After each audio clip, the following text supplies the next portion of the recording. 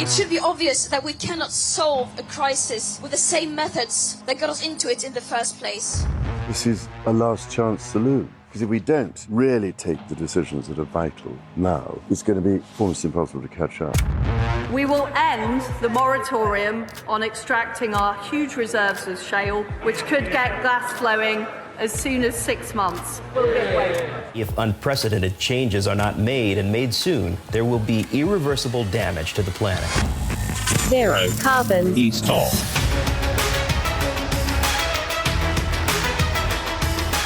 Hello and welcome to Zero Carbonista Series 4 Fool's Gold. I'm Ian Collins and this is the UK's #1 environment-based podcast.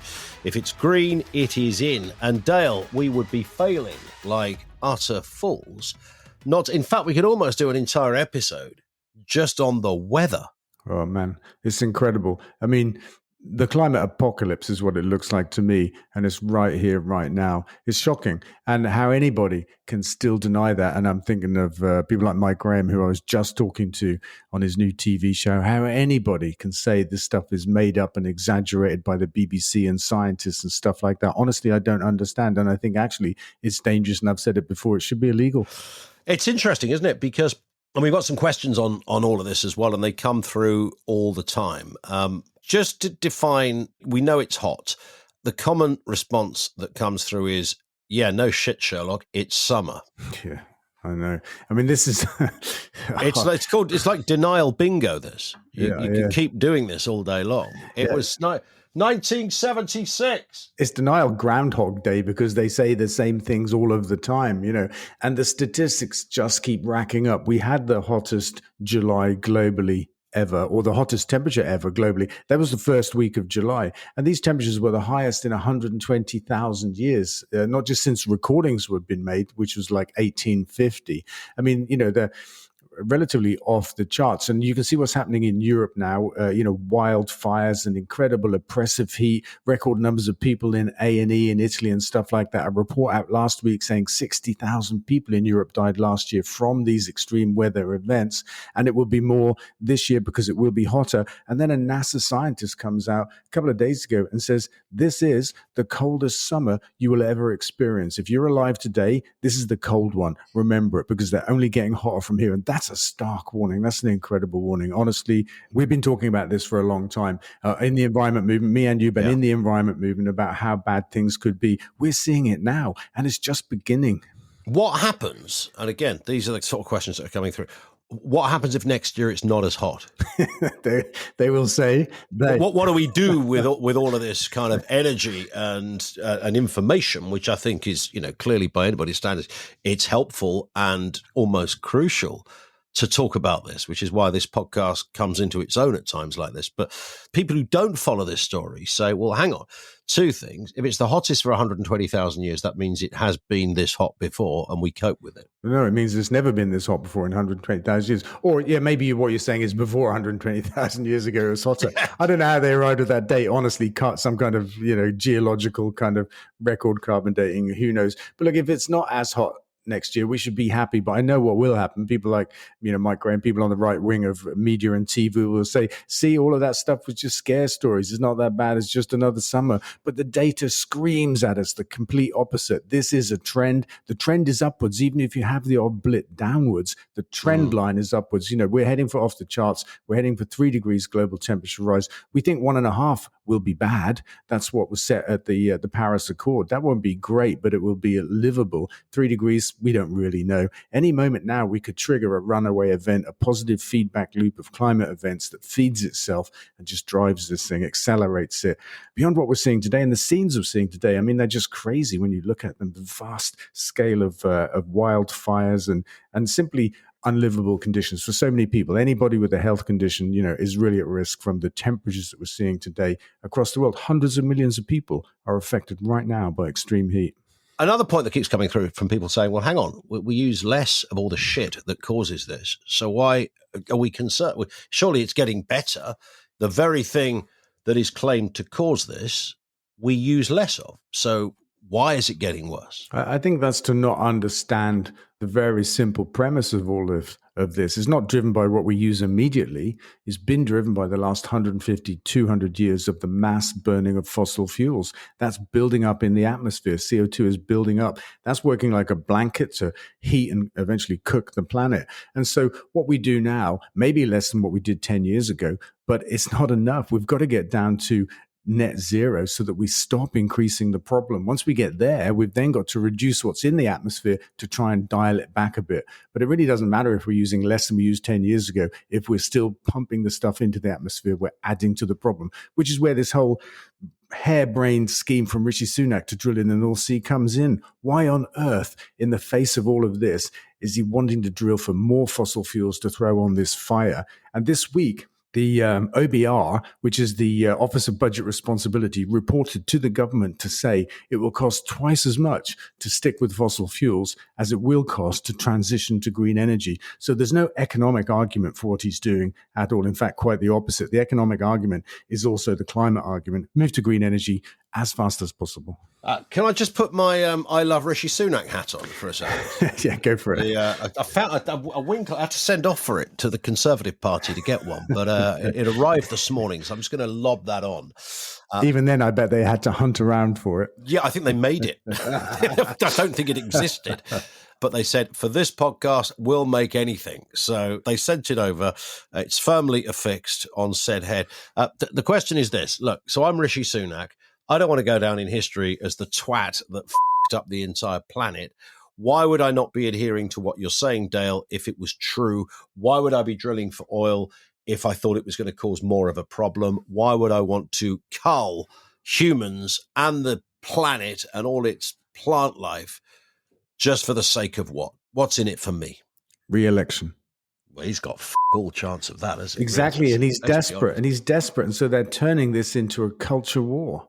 And that's all they've got. And it's so dangerous and damaging for our country for them to do that, because he knows it's not economic. He knew before the OBR told him this week. He knew that. He knows about the climate science. He's advised about it. That's clear to him. He's not a stupid man. He might be stupidly rich and he might do stupid things, but he's not a stupid man. It's all about politics. It's about creating a gap between the Tories and Labour on a new front, which is the climate and the green economy. And there is no other possible answer to that question. And just to tie in with that, big oil companies continue to roll back on climate promises. There's another worrying headline. We've seen a little bit of a build-up of these headlines, haven't we, recently? But that seems to be where we're at, where companies go, yeah, don't worry, we're on it, we're with you, we're moving in the right direction, and then nothing happens. That's right. Like the head of Shell, I think in our last episode, we talked about him speaking out about the fact that the investment in green energy wasn't going fast enough. And then you look at what Shell are doing, and it's about 1.5% of all the money they spend is being invested in green energy. The rest is in fossil fuels. But these people take their cues from politicians. So when people like Rishi Sunak say we need decades of transition from fossil fuels, they're encouraged to say the same thing and to keep on doing what they're doing. Here's a headline, I know you're going to love this. Solar energy beamed to Earth could be cost competitive, according to the European Space Agency. I love them over there. I love it, right? I love the headline. I haven't read the article. Cost competitive with what?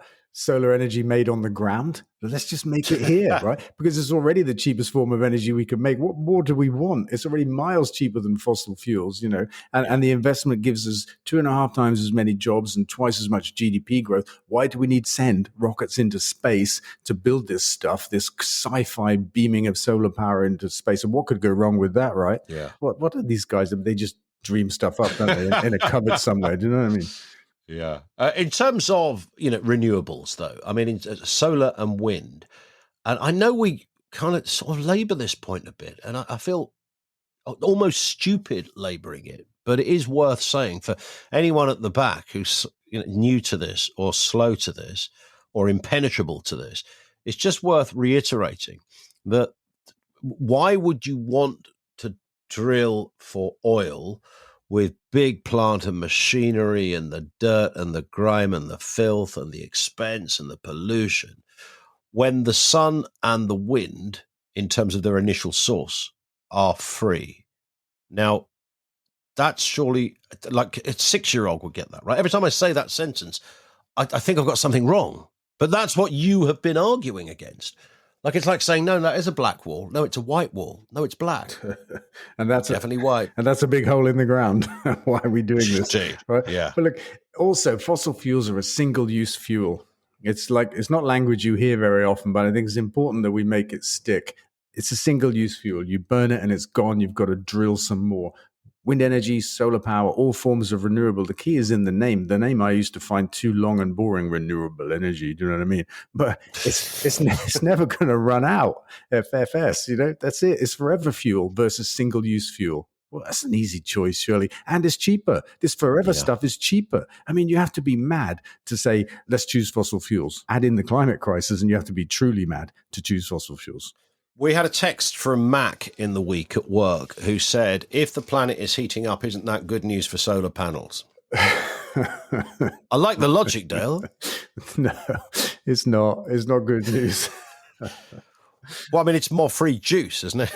I think that's his point. It's not a radiation that's increasing. It's the amount of heat staying in the Earth's atmosphere, trapped under the blanket of CO2. So we're cooking ourselves in that. It's not about levels of irradiation. The higher they are, yes, the more solar panels perform. But actually, when solar panels get too hot, then they make less energy. Not that much less, but it happens. Hi, I'm Mike Graham from Talk TV, and I've been asked to tell you about green issues and a new book called Manifesto. It's brilliant, apparently. Do you believe in climate change? I don't. Do you believe we all need to find a greener way of living our lives? No, I don't either. I think it's all a load of guff perpetuated by loony lefties and eco-zealots hell-bent on causing a nuisance. Do you believe we're all killing our beautiful planet? No. Neither do I, but I know a fellow who does. His name's Dale Vince. He's so convinced he's written a whole book about it called Manifesto. The Battle for Green Britain. It's part memoir, part handbook for changing the world and shaking it up, apparently. I won't be buying it, but you can if you want to waste your hard-earned cash. It's $4.99. Pretty cheap, isn't it? You must be wealthy as hell. According to this script, it's available now from fgr.co.uk/shop. Here's a headline. Delia Smith thinks vegans are Said no one ever. She didn't actually say that. What she said was Delia Smith says vegan diets are wrong. Tell Delia Smith, Dale, have you ever shaken hands with the mighty Delia in a Norwich fixture anywhere? I haven't, but we have sent some of our burgers to Norwich to be fed to players on training sessions, and they loved them. They wanted more. That's what's pissed her off, because she likes to make the sausage rolls and cuts the oranges up for half time over there at the Canaries ground. And yet here you are, like lobbing pies in her direction. What do you think she's getting at here when she says they're wrong? What she's saying and what she's talking is just a load of guff, actually. She's saying that, veganism is just simply wrong. Every part of her, everything inside her tells her that. And if you want to eat vegetables, that's okay, but don't claim you're helping the planet because you're not. That's just counter science, counter fact. We know that animal agriculture is driving the climate crisis, not vegetable agriculture, animal agriculture. That's a fact. We know that it drives the human health crisis that we face in terms of diabetes, cancer, heart disease, all that kind of stuff. I mean, these are facts as well. I mean, she's just talking nonsense. And she runs a shit football club. Well, I wouldn't say that. They're the plucky underdogs that keep getting into the Premier League and not staying there, don't they? And I quite like them for that. But, Delia Smith has got a platform for being a famous teacher of basic cooking skills, I think she's described that. She's got a platform. She's using it for an entirely wrong purpose, just to spout some nonsense that she believes without having actually looked for any facts. Yeah, and it's worth finishing on this point, Dale, because it kind of all comes back to everything we've been talking about. Top UK energy firms to warn Rishi Sunak, don't back off the green agenda. So you've got 100 of the UK's biggest energy companies who are going to say to the Prime Minister not to back off the green agenda after a report by the OBR, which you referenced, warned of catastrophic effects on the economy of continued over-reliance on gas. Now, so these are the people that would ordinarily be, you might say stereotypically the friends of the Tories, big business, big companies. And they're telling him, don't back off. Yeah. And, this OBR report in the last few days is really important because of where it comes from and exactly what it says. But the numbers for a long time have been very clear. Investment in green energy is better for job creation and the growth of our economy. And of course, it's a long-term, forever term form of fuel as opposed to fossil fuels. And what they're saying just makes Perfect sense. But to have 100 of them saying it to Rishi Sunak all at the same time, you'd hope that he might just wake up to this and say, do you know what? Maybe I'm getting something wrong. But they go further, right? They pick up this line about the culture war. They say that's what they're worried about. He's creating a new front in the Tories' forever war, which is a culture war. And that's a big mistake. I mean, I agree with them completely. And that's a rare thing, right, for me to agree with all of the energy companies in our country. Yeah. Well, I mean, they're just stating a basic fact. I mean, there's not even anything controversial about this unless you're Rishi Sunak, I guess. Yeah, I think you're right. Or a certain part of the Tory party, because it's not all of them. We've got to remember, there are a bunch of Tories that get the whole problem that we're facing. Yeah, Chris Skidmore, for example, Anyway, there's a few of them. There are. We should actually finish on this point. Woke airlines are about to launch. Woke jet. Woke jet. Just give us an overview of this, because there's been a lot of publicity about it this week, and we spoke to you on the telly as well earlier this week on this point. The electric airline this is not just a notional idea. This is happening. It's here. It's out in the world now. But look, this is a Daily Mail headline. It tells you everything you need to know about this culture war. Why, in the face of the announcement of an airline that will fly cleanly with no pollution at all, let alone CO2, but everything, why would you respond by calling it woke? Yeah. Really? Is that all you've got? Right? Because you could complain, right? At the same time, it'll be the quietest flight you ever undertook. And for people living around airports, there'll be a lack of noise and a lack of smell. Anyway, the story. We launched EcoJet on Monday. We should be in the air in a couple of years with electric-powered airplanes. And, we're planning to fly across Britain to begin with. Our first plane will have a 300-mile range. A year and a half later, 500, and we'll be flying to Europe as well. And we're throwing down the gauntlet to the industry that is going to be 10 years behind us. They're so unambitious. And we're saying, look, if we can do it, all right, what are you guys hanging around for? Aviation emissions are a really big deal, and we have a way now to clean them up. For me, it's the last piece, the final piece of the puzzle in how we get to live net zero without giving stuff up. We don't have to give up flying. We can fly zero carbon. There it is. Succinct stuff. Let's just remind everybody as well, in a couple of weeks' time, 29th of July, live on the Ecotricity stage at Womad. I mean, we both love this weekend, Dale. It was incredible last year. There was an amazing crowd there. I'm sensing it's probably going to be just the same, possibly even bigger. A lot of things have happened in the last, well, we hope so. After having said that, it'd be shit, wouldn't it, 2 people show up? That'd be me and you. We're just me and you sitting there like 2 old tossers on the stage, drinking cider. I object to the old bit. But it will be good, and we'll be taking questions, because I think that was one of the best bits last year, because we recorded it for a podcast and we're going to do it again this time. And that was the sort of Q&A bit, which just kept going on and on because there were so many great questions. It was a brilliant discussion. And then after that, I think we shut down for the summer, don't we? We do, yes. We've got next week, we've got a best of, then we've got Womad, and then we've got a couple of weeks off. We're back with a special looking ahead to what we think might be happening, and then I think we're only off for 3 weeks, actually. Oh, okay. So it's not bad. It'll go quick. Where are you going? Greece, Italy? Yeah, that's right. The climate front line. I've got to experience. No, I hate hot weather. So the future's not looking good for me, is it? It's hot now. It's only 20 degrees as well. That's in Kent. Love it. Dale, we'll speak next week. Yeah, brilliant. See you. That is it for this episode. Don't forget to follow this podcast on your podcast provider as well. Follow Dale on social media, twitter.com/DaleVince, facebook.com/DaleVince. Zero carbon. East of.